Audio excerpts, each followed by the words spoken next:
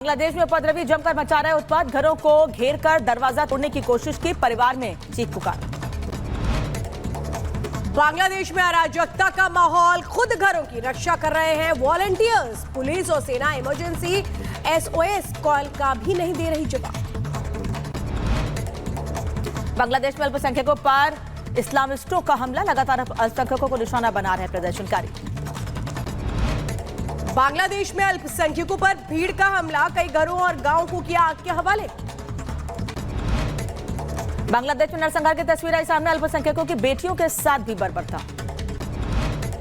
पुणे में बदमाशों ने मेडिकल स्टोर को बनाया निशाना, स्टोर का शटर तोड़ा और नकदी लेकर हुए फरार। चोरी की घटना CCTV में कैद। उत्तर प्रदेश के बिजनौर में सड़क पर आया मगरमच्छ, गांव में घूमते मगरमच्छ का video viral. Delhi police special cell को मिली बड़ी कामयाबी, ISIS का आतंकी रिजवान अली गिरफ्तार। ISIS के पुणे मॉड्यूल का आतंकी है रिजवान। 15 अगस्त को आतंकी साजिश को अंजाम देने का था प्लान। आतंकी रिजवान अली और इसके कुछ साथियों पर NIA ने घोषित किया था 3 लाख रुपए का इनाम। दरियागंज से हुई रिजवान की गिरफ्तारी, पूछताछ जारी, आतंकी के पास से हथियार बरामद। हिमाचल की मंडी में भारी लैंडस्लाइड, चंडीगढ़ से मनाली तक नेशनल हाईवे 21 पर यातायात प्रभावित, मलबा हटाने का काम जारी। हरियाणा के करनाल में पुलिस और बदमाशों के बीच मुठभेड़, जवाबी कार्रवाई में एक बदमाश को लगी गोली, 2 साथी गिरफ्तार। यूपी के बुलंदशहर में खाद्य सुरक्षा विभाग की छापेमारी, FDA की कार्रवाई से मिलावटखोरों में मचा हड़कंप, मिठाई के 4 सैंपल को जांच के लिए भेजा। महाराष्ट्र के कोल्हापुर में दिखा आग का तांडव, केशवराव भोसले थिएटर जलकर खाक, इलाके में मचा हड़कंप।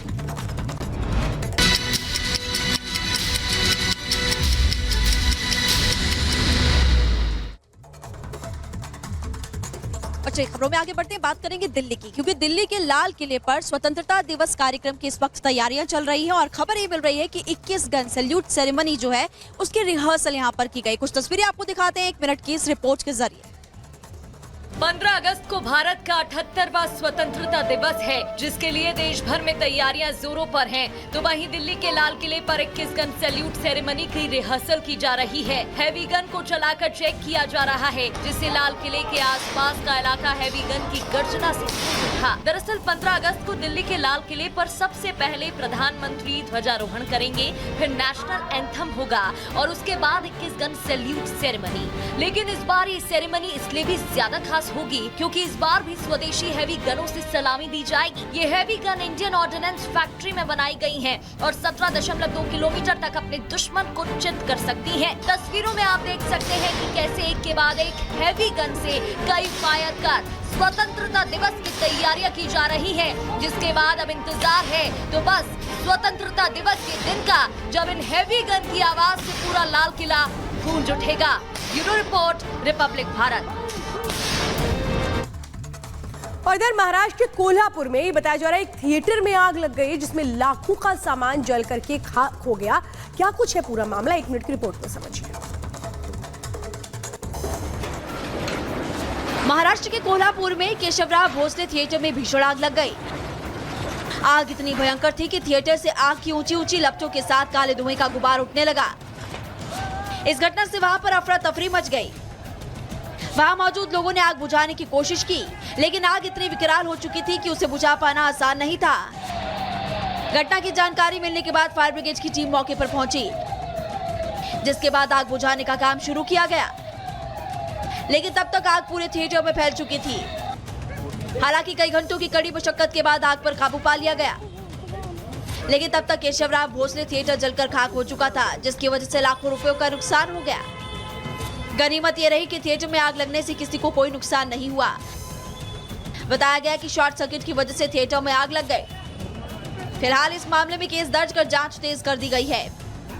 Bureau report, Republic Bharat.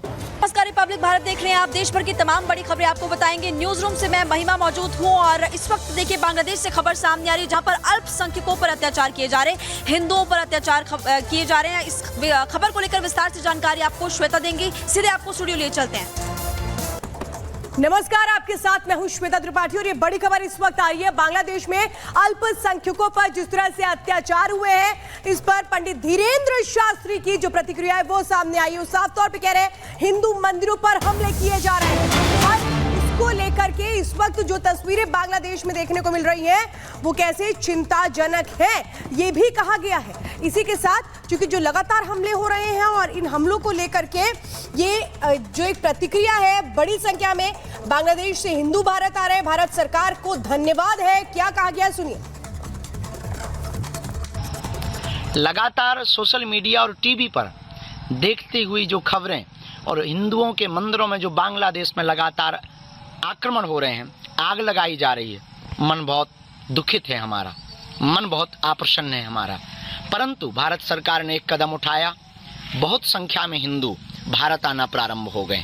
इसके लिए बहुत धन्यवाद। बांग्लादेश के हिंदू तो भारत में आकर के शरण ले लेंगे, पर कल यही मुद्दा, यही स्थिति परिस्थिति भारत में उठेगी तो भारत का हिंदू कहां जाएगा? हिंद महासागर या अटलांटिका या फिर हिमालय जाएगा? लोग हमसे कहते थे कि आप हिंदू मुसलमान करते, और सच ये है कि हम हिंदू मुसलमान नहीं करते। हमने समय से पहले भारत के हिंदुओं को जगाने की कोशिश की तो आपने हमारा विरोध किया। पर आज तुम्हारी आंखों के सामने, आज तुम्हारी मीडिया ही, आज आपकी ही वह सोशल मीडिया के मोबाइल पर वो वीडियो आ रहे हैं जिसमें चिघाड़ रहे हैं हिंदू, और एक विशेष संप्रदाय के मंदिरों पर, वहां के इस्कॉन मंदिर पर इसलिए जलाया गया क्योंकि वो हिंदुत्व का और सनातन का प्रचार करते। तो पंडित धीरेन्द्र शास्त्री ये सवाल पूछ रहे हैं कि बांग्लादेश में जो कुछ हुआ, भारत सरकार ने कदम उठाया, सराहनीय है, लेकिन अगर देश के हिंदुओं के साथ ऐसा होगा तो देश के हिंदू कहां जाएंगे? लेकिन बांग्लादेश में जो कुछ हो रहा है, सोशल मीडिया से लेकर हर जगह उस पर सवाल खड़े किए जा रहे हैं कि बांग्लादेश हिंसा की आग में जल रहा है और उस आग में सिर्फ और सिर्फ हिंदू ही क्यों टारगेट किए जा रहे हैं? क्या नई सरकार, जो अंतरिम सरकार बनी है, क्या हिंदुओं पर हो रहे हमले, उनके खिलाफ हो रही हिंसा को रोक पाएगी? इस रिपोर्ट को देखिए।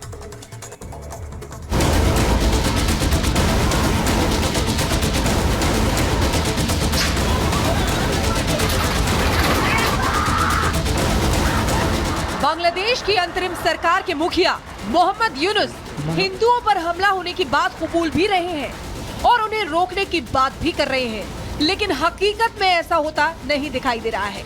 जब से पूरा घटनाक्रम शुरू हुआ है, निशाना हिंदू ही है जो कट्टरपंथी और विद्रोहियों की नफरत का शिकार हो रहे हैं।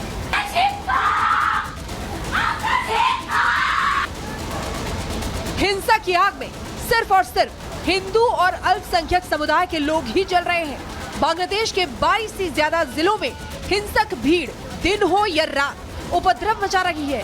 देखिए कैसे एक महिला अपने घर में डरी और सहमी है और बाहर सैकड़ों की संख्या में उपद्रवियों की मौजूदगी है।